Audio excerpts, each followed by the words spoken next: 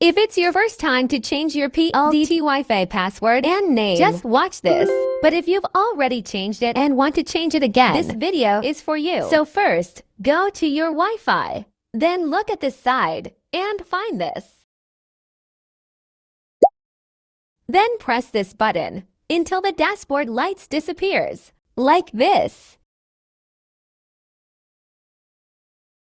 So if the lights turns off, just wait everything till lights on, like this. So if you're done, just go to your phone and connect your Wi-Fi. So the password now in your Wi-Fi is look at the back of your Wi-Fi, like this.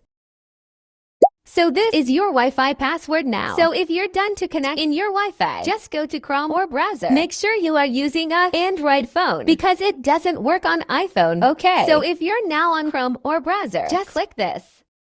Then search this. Now click this first one.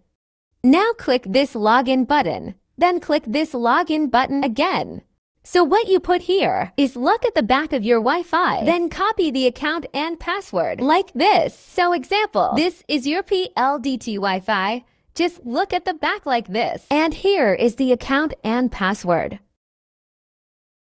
So if you're done to put your account and password, just click login button. So in this, just put a new password. Make sure to memorize or make sure to put in your cell phone notes so you don't forget because you need that. So if you're done to put a new password, just put your Wi-Fi name you want and put your new password. So if you're done, just click this.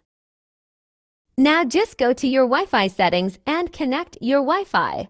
Don't forget to subscribe because I'll teach you on next video on how to know who is connected to your PLDT Wi-Fi. See you there, guys.